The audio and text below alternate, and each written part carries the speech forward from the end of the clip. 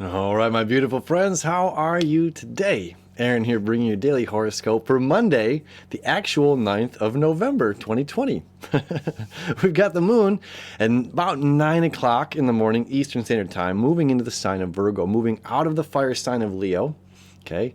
Out of this courageous and let's get up and make things happen and do it and remember to be this power and this boss of authority, that we have the power, the skill set, the mindset, the strength, the courage within us to change our lives, to change whatever it is that's going on around us,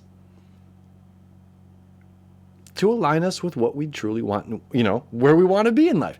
And now we got the moon moving into Virgo. Very exciting for it to be, because the moon gets much more focused. Our emotional needs become more focused. So it's like, okay, now we have this strength, now we have this courage. Well, what are we going to do with this strength and courage? How are we going to align things in our life? Okay. Now we also have Venus exactly opposed to Mars today. Okay, let me show you the chart. Check it out. Venus 15 degrees, Mars 15 degrees. Okay. And because Mars is retrograde, Mars is the sleeping giant right now out of our three personal planets, right? Mercury now direct, thankfully moving forward, still in the sign of Libra, which is all about balance and equal communication, right? Balancing our mind, balancing our thoughts, balancing what's coming out of our mouths, okay? Balancing our relationship with the other, and acknowledging that we love and need people, okay? That there are a lot of things that we need to do. Okay, there's a lot of stuff in our personal lives, on our solo journey, that we need to do, okay? And this moon here creating that sesqui-square, this little one right there. Okay, so this is a semi-square, that little Pac-Man line, okay, semi-square, and the sesqui-square. Sesqui-squares are a little bit more challenging. It's like this quincunx, okay? There's no quincunxes here, but it's a 5/12 aspect where, it's like the sun here doesn't see the healing that's going on behind the curtains, okay? Mars here doesn't see the moon making actions happen, okay? It's like, I feel like nothing's happening. I feel like there's no clearing. I feel like there's no healing, okay? I feel like I've done all of this shadow work, but there's nothing to show for it. Okay. Oh, there's a quincunx right there. Forgive me. Okay, between the North Node and Pluto and Jupiter there. Either way, quincunx. I mean, these are aspects that don't see each other. It's like that, the car in the blind spot kind of a thing, and I can't see it. Okay. So the moon moving through Virgo is saying there's a need. There's a need to give back. There's a need for my work. There's a need to put myself out there. Okay, and with Venus opposing Mars, both of these making this connection to Mars, the Virgo moon is saying, I'm going to get things done. And we have a lot of Capricorn energy that's helping us out, saying, yes, whatever it is that I've got to do, I must do it, and I'm going to do it, and I'm going to figure out a way to make it happen. And we have the sun inching closer every single day. Not only tomorrow is it going to create this beautiful trine over there it already is, creating this trine over here to Neptune, okay, but it's going to be exact tomorrow. Okay, on Tuesday. So it's like we have all this Capricorn energy here saying like, yes, you can do it, whatever, day by day, slowly, surely, the tortoise wins this race. We're going to align ourselves with our dreams, and as the sun is moving closer, it's going to start to sextile Jupiter and Pluto and Saturn.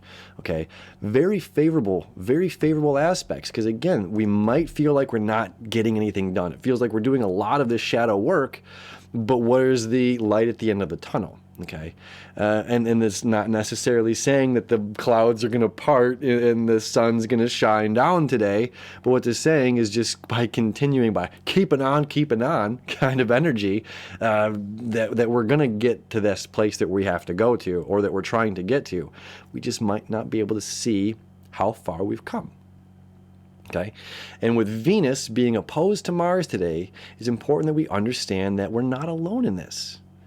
That we're all in this together, that we have other people that we can call and ask upon to help us out, where we feel overwhelmed.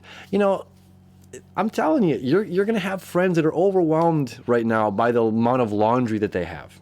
You're going to have friends that are overwhelmed right now. Maybe you're one of them that's overwhelmed by doing dishes or by doing like these mundane chores, that things have just built up, you know? And it's just like, sometimes people don't want to say, hey, will you come help me fold my clothes? Will you come help me do the dishes? It's almost, you know, it's not embarrassing. It's not to ask those favors, to ask, you know, but it's not just helping me do something. It's about the camaraderie, you know? And this is really important right now, that we understand, like, this is you being with me, not just you doing me the favor and helping clear the dishes or just helping fold my laundry, but it's your companionship, you being present here with me, that is part of this healing, okay? And we have Mercury creating the septile to the South Node today. So this is really, really powerful in that, like, if we're, you know, if we choose to reach out and communicate and say, hey, love, I need some help here, you know, and we've got, look, Moon and Virgo creating that sextile over here to Mercury and Libra. Okay, this is doing the work. This is being here for other people, and being here for other people. There's a harmony. There's a behind the scenes, you know, energy that's happening right now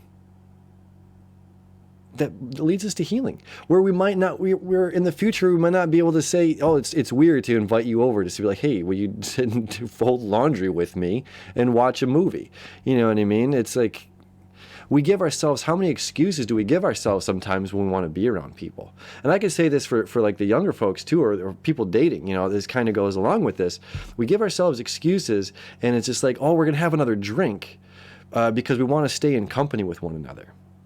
We're going to have another cig or fire up a J or whatever it is. You know, like, we do these things oftentimes, and not necessarily that we wanted to have another cigarette or smoke another joint or to have another cocktail or whatever it may be. Those are all, you know, there's sidebar.